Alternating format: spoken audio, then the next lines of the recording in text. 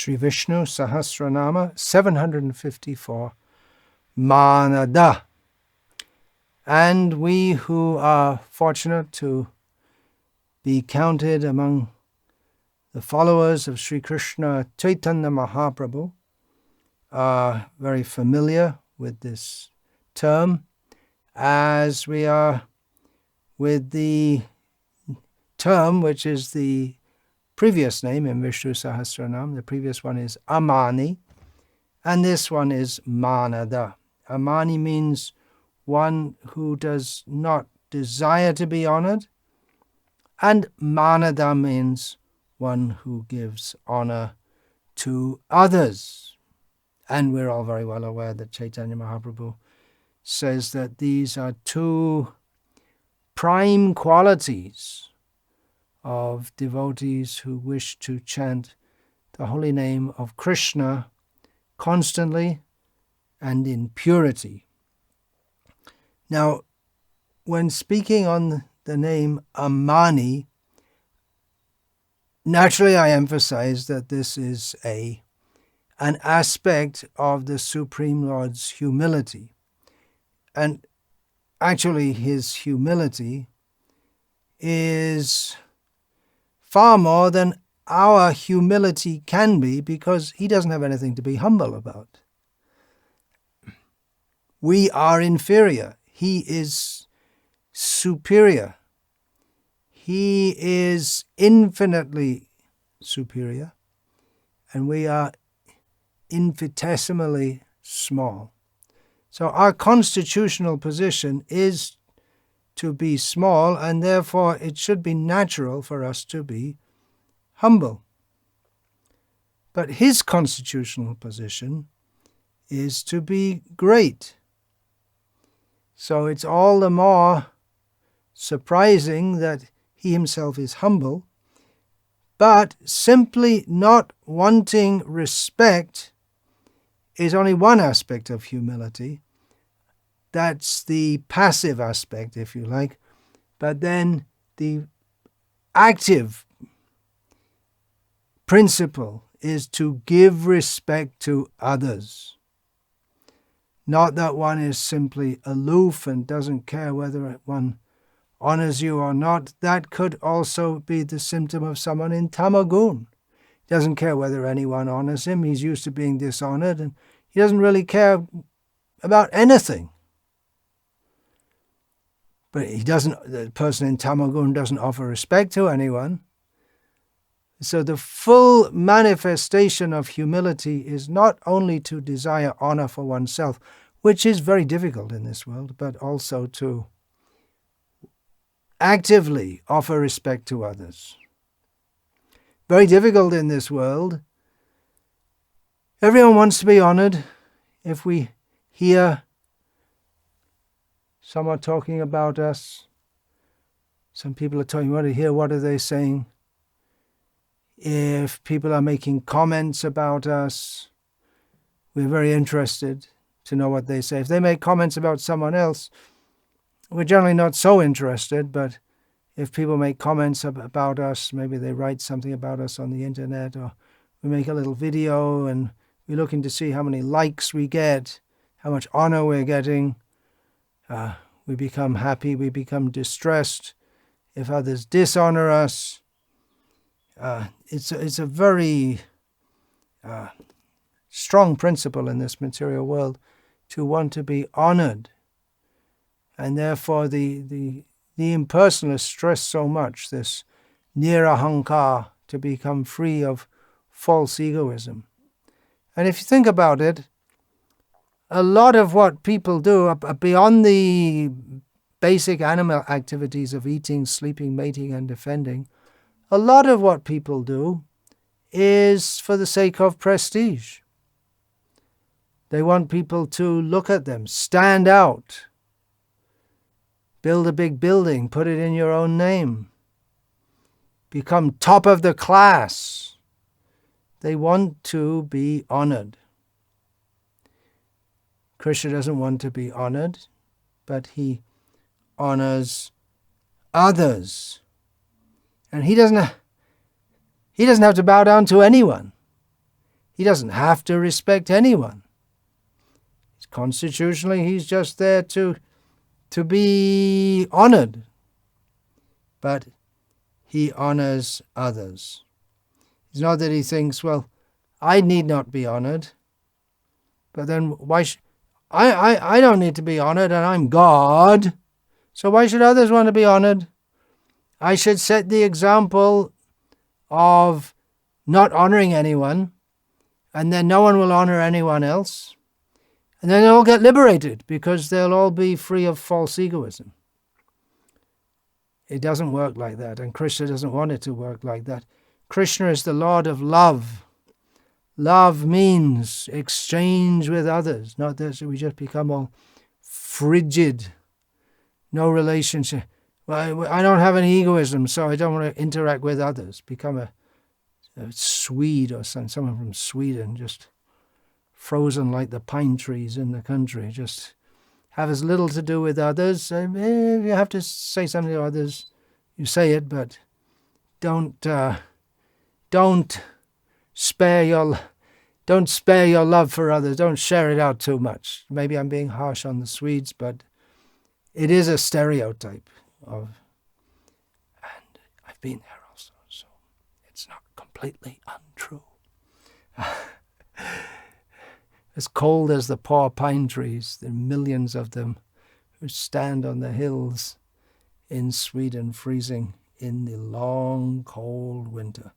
So we're not supposed to be like that. Krishna is a loving Lord, and love means interaction, and love means interaction and not all this nonsense of trying to make everyone equal in all respects. When variegatedness is the very principle of enjoyment. Variety is the mother of enjoyment. Krishna makes everything variegated, and the impersonalists want to make everything into one, and the voidists want to make everything into zero.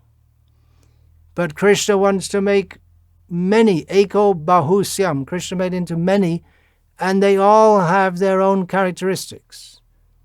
Yad yad vibhuti mat sattvam srimad urjitam eva. There are some things with very special characteristics. But actually everything has special characteristics. No two snowflakes are the same. Can it be proved? No.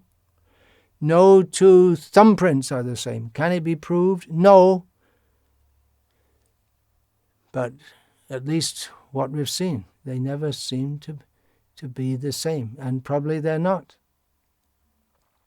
Why? Sarva karana karanam. Krishna is the cause of all causes. He made it like that. It's fun to be different, and different means people are going to have different qualities. They're going to be better in one thing than another. However brilliant someone may be a brilliant scientist, but his mother's better at the practical scientific activity of making chapatis that he eats every day, or his wife makes the chapatis. So he may be a famous scientist, busy making cures for coronavirus, or busy making coronavirus. Oh, whoops, did I say that? Or so many other things that scientists do. Making missiles for killing people, making anti-missiles so that other people's missiles don't come and kill you, making anti-missiles, anti-missiles, and so on. But meanwhile, his wife is sitting at home and making chapatis. So everyone's good at something, unless you're completely in tamagun, and then all you're good at is lamenting. But to be the best at something is rare. And someone who's the best at something, then someone else will come up in course of time who's better. Krishna is supreme. Therefore, Krishna should be honored. That is the proper thing to do. In all of Krishna consciousness, all the training, it begins with bowing down. Bow down, mister. There was a song by a singer called Boy George. I would have probably never heard of it, or heard it, but I did hear it because It included Hare Krishna, and he became somewhat favorable to devotees. At some point, it's a famous song, "Bow Down, Mister," and the idea is that, well, we should bow down. Don't expect others to bow down to us. But for Krishna, he does bow down. This is his unnecessary. It's not necessary for him to bow down to anyone, but he likes to do so. It's his astonishing humility. It's astonishing, actually. If someone is very great at something and they're also humble, even in the material world, it's appreciated. If someone's a great scientist and he echoes Newton, that if I'm able to see further than others, it is because I've stood on the shoulders of so many great others. In other words, we may be great in something, but we're indebted to others for helping to make us great. Our teachers, if you're a great scientist, then you build on the achievements of previous great scientists. Our teachers, our parents, we are indebted to others. And there is a rasa in that. There's some flavor, some taste. It's nice to give respect to others. And then they reciprocate, and they're happy with that. And Krishna sees that, and he also wants to enjoy that taste. He's the supreme enjoyer. Raso vai saha. He is taste. He is taste, and he is rasanandi. He is rasika shekara. He enjoys all the tastes. So there are various tastes. Krishna enjoys kissing the lips of the gopis of Vrindavan. He enjoys being kissed by the lips of his mothers. He enjoys fighting with his friends. He enjoys fighting with his enemies. Although constitutionally no one can be an enemy of the Lord. He enjoys. He's the supreme enjoyer. There are various kinds of tastes. And one of them is being a son or being a subordinate. Krishna comes to this world and he takes such roles. He particularly honors his devotees. He may honor non-devotees in some circumstances also, just like we see Varahadev, after killing Hiranyaksha, who was his enemy, he expressed appreciation that he was a great fighter. And we find in the Mahabharata battle, after a great a soldier was killed, then, especially if they'd put up a tremendous fight on that battlefield at Kurukshetra, and then they were felled, and then they were killed, then soldiers from both sides would honor them and congratulate them. Or even in the midst of battle, if someone showed tremendous dexterity or courage in fighting, then even the very opponent who he was particularly opposing would praise him. Appreciation is there. And that was going on both sides. Sometimes someone on the Kaurava side would praise the Pandava side, someone on the Pandava side would praise someone on the Kaurava side, and then they get back to the business of trying to kill each other. But there was appreciation for their Kshatriya prowess and their spirit of fighting. So Krishna, he also likes to participate in that, or rather, all of this originates in Krishna. Whatever feelings we have, they originate in Krishna. And the feeling of it's very nice to bow down before a superior. People who are raised in this pompous, materialistic, highly materialistic Western culture, they don't know that there is a pleasure in bowing down to superior persons. They think it's humiliating. Even if they see in our Hare Krishna movement sometimes publicly, say for instance, there's a Rath Yatra and a venerable Vaishnav comes arrives among the already assembled devotees, is in the public in a Western city, and the devotees bow down. Sometimes members of the public, they're not just surprised, but they're indignant. Why should you bow down to anyone? But they don't know it's not only one's duty, but there's a pleasure in doing so. And then the superior blesses, and it's a reciprocation. And Krishna wants to be part of that. But to be part of that, it originates in him and he wants to be part of it. But to be part of that, he has to take a subordinate position. He's already part of it by everyone bowing down to him. Yang Brahma, Varanendra, Rudra, Maruta, Stunvanti, Divyaistavai. All the great persons who are themselves are bowed down to by so many others. They bow down to Krishna. But he also likes to take the position of bowing down to others. So he comes as if an ordinary human, and he, even as an adult, he takes a subordinate position. And that's therefore, there also, you may think that a child should honor thy father and mother. This is one of the biblical injunctions. Honor thy father and mother. Chaitanya Mahaprabhu's teaching is to offer respects to every living being. And Srila Prabhupada commented on that by saying one way you honor them is by not killing them to eat them. That includes, particularly with reference to the slaughter industry. Instead of calling it the meat industry, why don't we get more specific? Call it the slaughter industry. So Krishna takes a subordinate role, even as an adult. And that's going on in Asian culture, maybe other parts of the world also.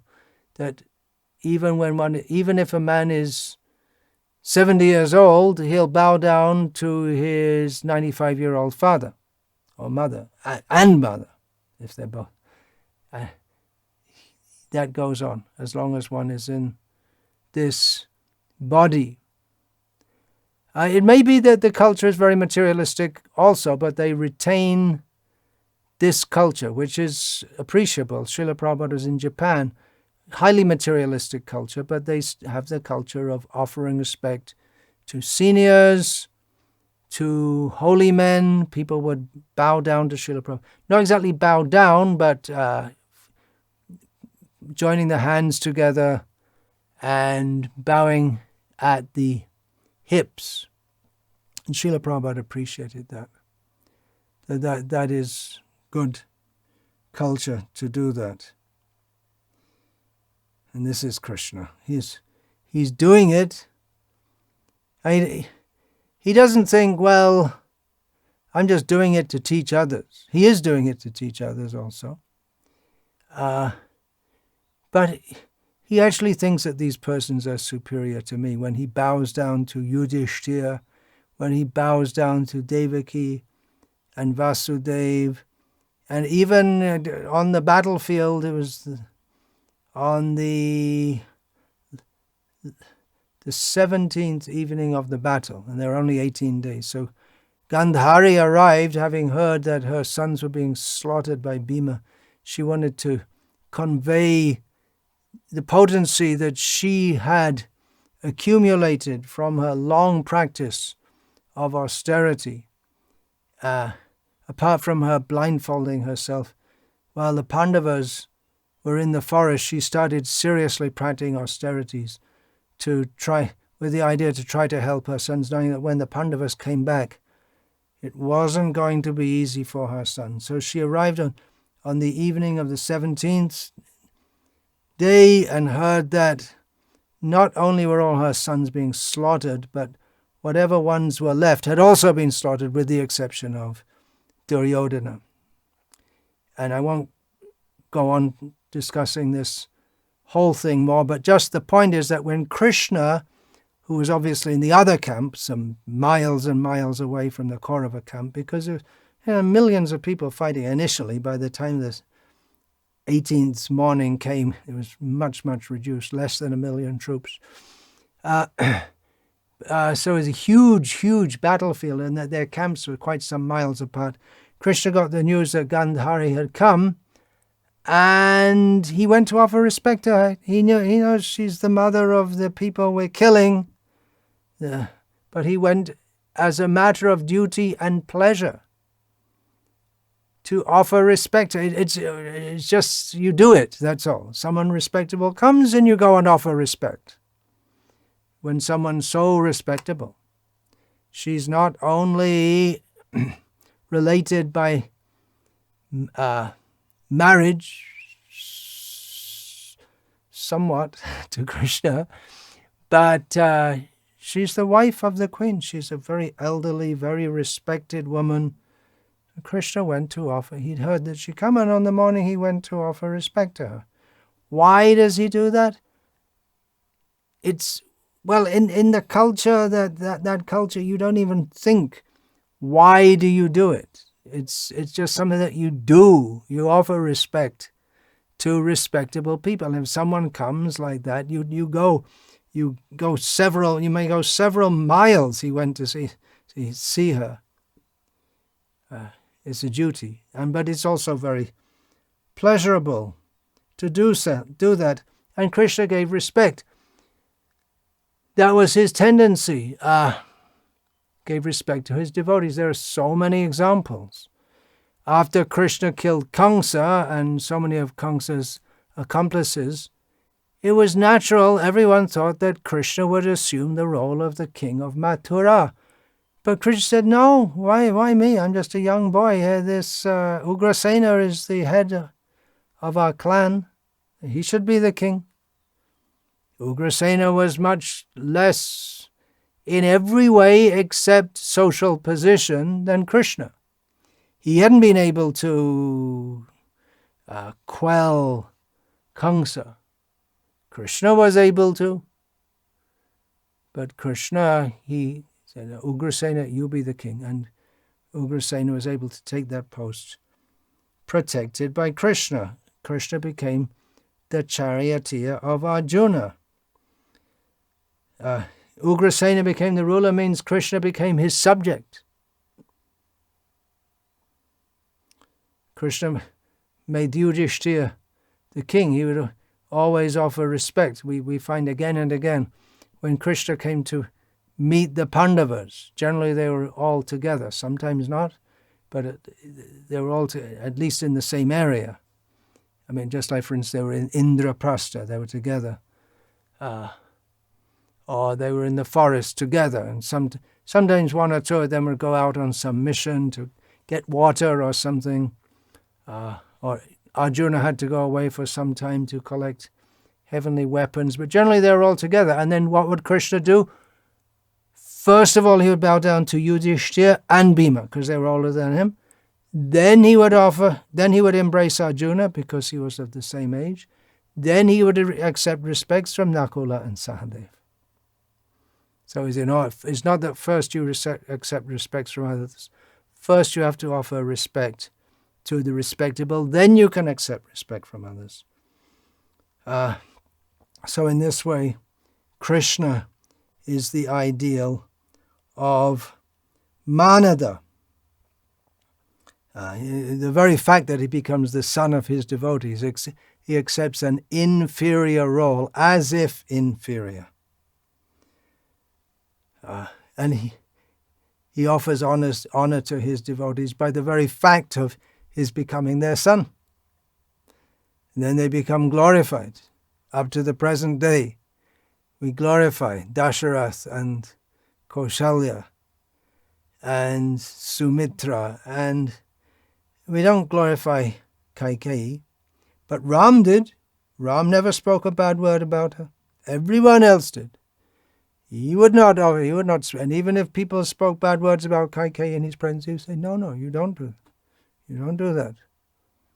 Bharat, you go back and you respect your mother. You don't disrespect her. She's also the mother of God, because Bharat is also the Supreme Personality of Godhead in another form. So Krishna followed all this etiquette, and again, not just to set an example, he took pleasure in doing so. He came to this world and took pleasure in doing so, not thinking that, well, I just have to do this to set an example for others. I'm looking forward to going back to Vaikuntha, where I don't have to do all this bowing down. I can just sit down. Everyone bows down to me. He doesn't think like that. He comes from Vaikuntha so he can bow down to others. Astonishing, Supreme Personality of Godhead. From Chaitanya Charitamrita, I'll read a passage from Sri Chaitanya Charitamrita of Chaitanya Mahaprabhu offering respect to others. This happened, well, of course, Chaitanya Mahaprabhu offered respect to others many times, but the particular passage I'm going to read, what's happened, Vallabha Bhatta has glorified Chaitanya Mahaprabhu, which is absolutely correct, the proper thing to do, no doubt about it. But Chaitanya Mahaprabhu recognized some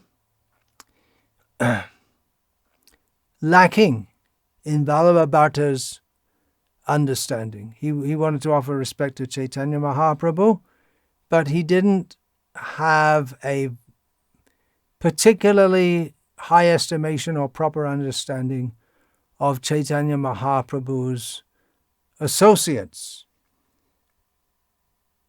So Chaitanya Mahaprabhu, responding to Vallabha Bhatta, said, "My mind has become purified because I have associated with Advaita Acharya, who is directly the Supreme Personality of Godhead. He is unparalleled in his understanding of all the revealed scriptures and the devotional service of Lord Krishna. Therefore, he is called Advaita Acharya. He is such a great personality that by his mercy he can convert even the meat-eaters, mlechas, to the devotional service of Krishna. Who therefore can estimate the power of his Vaishnavism? Lord Nityananda Prabhu, the Avadhut." So Chaitanya Mahaprabhu's glorified Advaita, most senior. Now he's going to the next senior, Nityananda. Lord Nityananda Prabhu, the Avadhut, is also directly the Supreme Personality of Godhead. He is always intoxicated with the madness of ecstatic love. Indeed, he is an ocean of love of Krishna. Sarvabhauma Bhattacharya perfectly knows the 6 philosophical theses. He is therefore the spiritual master of the entire world in teaching the 6 paths of philosophy. He is the best of devotees. Sarvabhauma Bhattacharya, Chaitanya Mahaprabhu says, has shown me the limit of devotional service. Only by his mercy have I understood that devotional service to Krishna is the essence of all mystic yoga. Now, actually, it's round the other way. It's only by Chaitanya Mahaprabhu's mercy that Sarvabhauma could understand this. And it's very clear from descriptions in Sri Chaitanya Bhagavat and Sri Chaitanya Charitamrita. But Chaitanya Mahaprabhu doesn't think like that. He's not bluffing. Srila Ramananda Rai is the ultimate knower of the transcendental mellows of Lord Krishna's devotional service. He has instructed me that Lord Krishna is the Supreme Personality of Godhead, which is not untrue that Ramananda has instructed Chaitanya Mahaprabhu in this regard. But did he not know previously? Certainly he knew. Then why is he making a point of it? Because Chaitanya Mahaprabhu thinks that my understanding is enriched by hearing from Ramananda. And of course we find that in the 8th chapter of Madhya Lila of Chaitanya Charitamrita, how Ramananda Roy, by Chaitanya Mahaprabhu's request and by his infusing Ramananda with potency, Ramananda instructed Chaitanya Mahaprabhu. Chaitanya Mahaprabhu said, "Through the mercy of Ramananda Rai, I have understood that ecstatic love of Krishna is the highest goal of life, and that spontaneous love of Krishna is the highest perfection. It is impossible to describe the influence and knowledge of Ramananda Rai, for only by his mercy have I understood the unalloyed love of the residents of Vrindavan.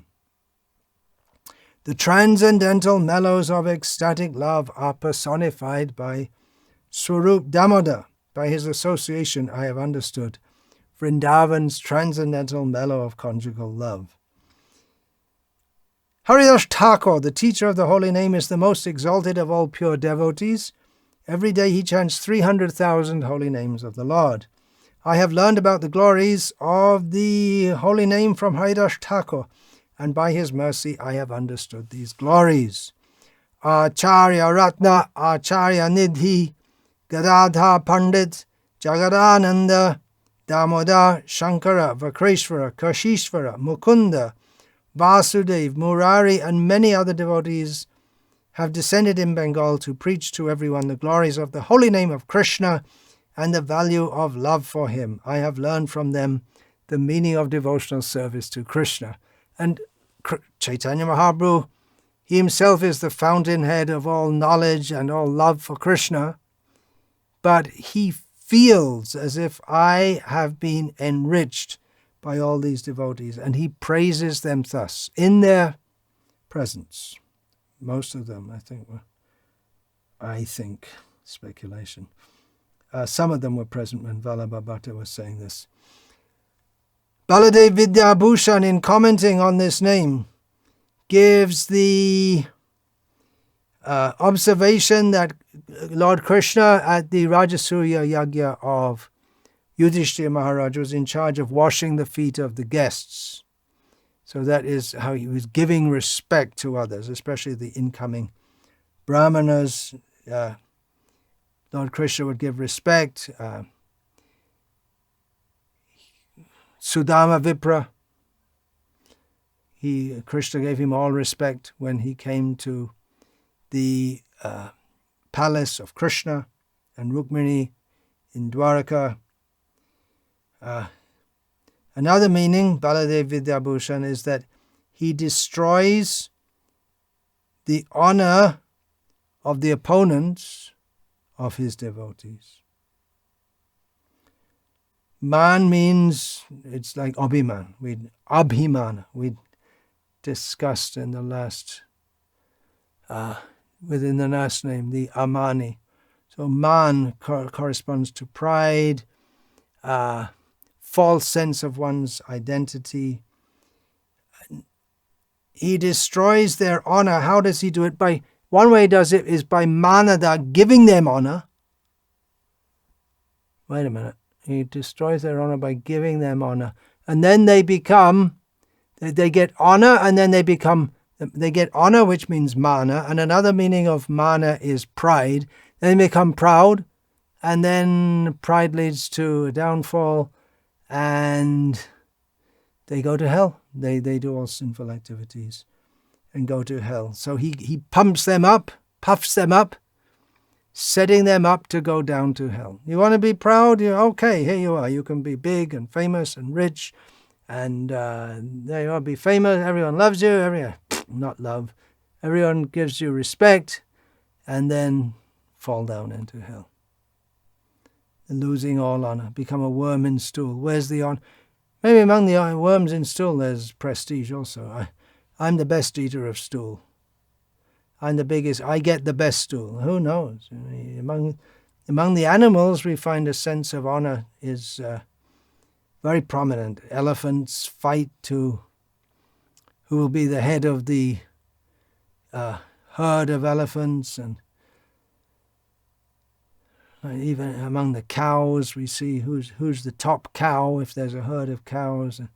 Prestige. It's because there's leadership, and leadership, that's always there. Someone has to be in charge.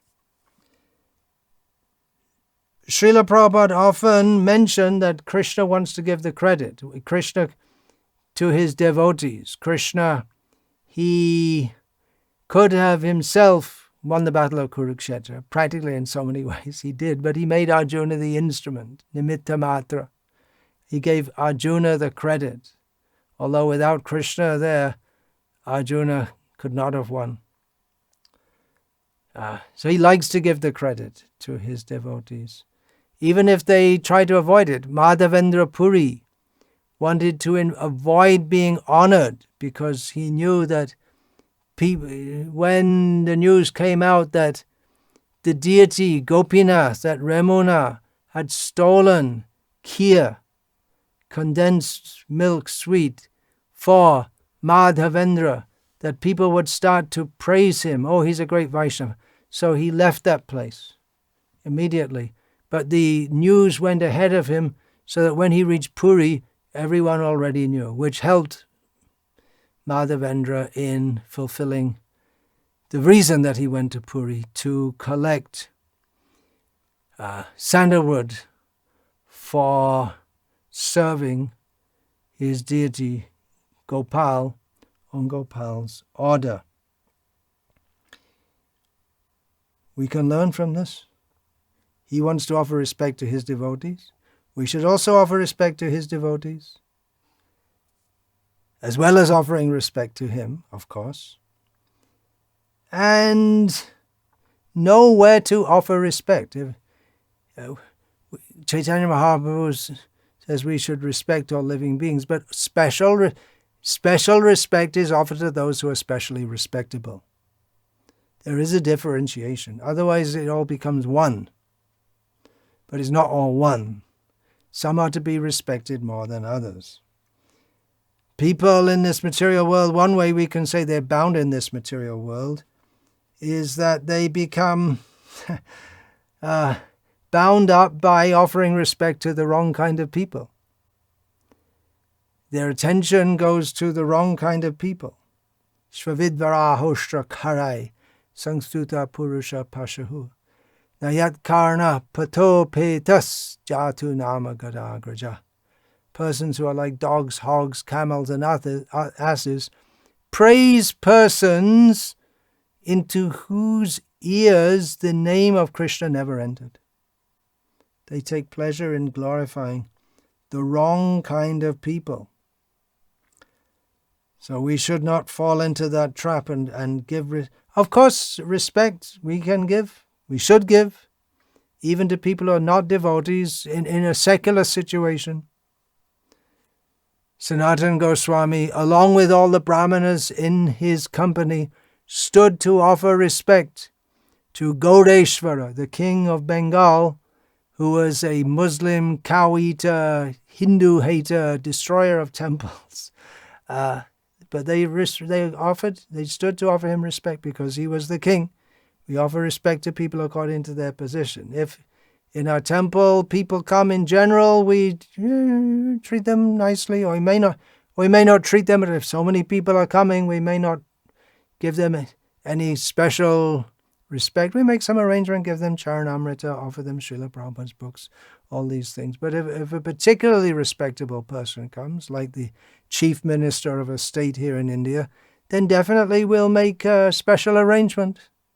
He may also be a meat eater. I don't know.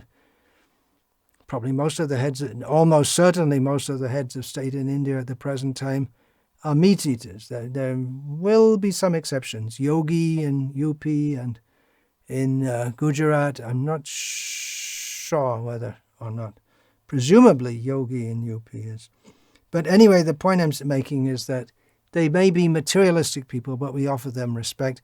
Then how much more to the devotees? The Lord himself wants to offer respect. He comes to the world to offer respect to his devotees. We should do so. We shouldn't become diverted by offering respect to materialistic people. As materialistic people offer respect to other materialistic people, they think it's very important. They offer respect to tennis players and film stars and so many people who Again, if the world's number one tennis player was to come to our temple, then we'd probably offer him some special welcome. He's a famous, prominent person, but we don't think he's making any specific contribution to the world, at least not by his tennis playing. So the point is, yes, we can offer respect to materialistic people conventionally, but just like Krishna would offer respect conventionally to kings when he went to visit them, but then he may fight with them also. But Krishna likes to give respect to his devotees, and we should not waste our life in becoming infatuated with people who are not really worthy of respect as Krishna is. We should fixate our attention on saintly people, not on demons. Why we're bound up in this material world. People are fascinated by various people who are in the categories of dogs, hogs, camels, and asses. We should fixate our attention on Hari, Guru, and Vaishnavas, and bowing down to them, then by their mercy we can be raised up to the world that they come to this world to bring us to the spiritual world, where it's a very loving relationship with them. There's no power play in the spiritual world because it's clear who's on top, nor is anyone envious of him, nor is there any exploitation, nor is there any enmity, because in the spiritual world, everyone has fully imbibed the spirit of amanina manadena. They don't desire respect for themselves. They like to give respect to others. This is the platform on which actual spiritual consciousness can develop. We talk about prem, Bhagavat prem, Krishna prem. The basis of that is wanting to give respect to others, especially to Krishna and his devotees. Krishna won't accept our respect. He will, but not to the same extent unless we offer to his devotees also. As we saw Chaitanya Mahaprabhu praising his devotees to Vallabh Bhatta. Acharya meva haraye pujasya shradhayan vitena tadbhakteshu chanyeshu sabhakta prakrita smritaha. One who worships the Supreme Lord but offers no special respect to his devotees and has no particular interest in uplifting others is a materialistic devotee, not an advanced devotee. So in the spiritual world, everyone's a fully advanced devotee. Everyone is non-desirous of being respected, desirous of respecting others. They all follow the example of the Supreme Lord himself. Yad yad achrati shreshtas tadad eve taro janaha sayat pramanam kurute lokas tadanuvartate. Whatever a great man does, others follow his example. And that's definitely true in the spiritual world in the sense that the Supreme Lord himself is free of any false ego and is very happy to interact with his devotees appropriately, offering respect, not desiring respect, as appropriate. As appropriate means just like Yudhishthira, Krishna bows down to, he accepts the bows of Nakul and Sahadev. So this is the Vaikuntha consciousness, how we can convert the world to Vaikuntha consciousness, or at least we can convert this society of devotees, which it should be, to Vaikuntha consciousness by this Trinadu api sunijta, or the mood which is generated by following Chaitanya Mahaprabhu's advice to consider ourselves lower than a straw in the street, not desiring respect, ready to respect others, being very tolerant, just like a tree. In that way, we can all chant Hare Krishna all the time, and the whole world will become like the spiritual world. I have more to say about Manada. maybe in another session, Krishna willing. Hopefully, we pray to be able to say so in a future session. Just now I'll finish.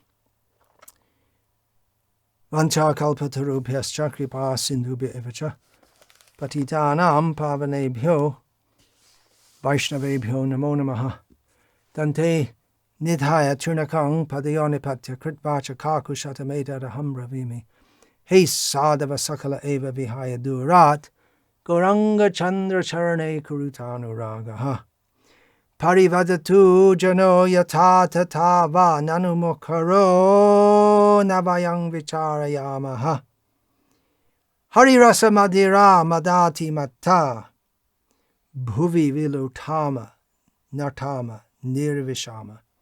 Hare Krishna, Krishna Krishna, Hare Hare, Hare Rama, Rama Rama, Hare Hare.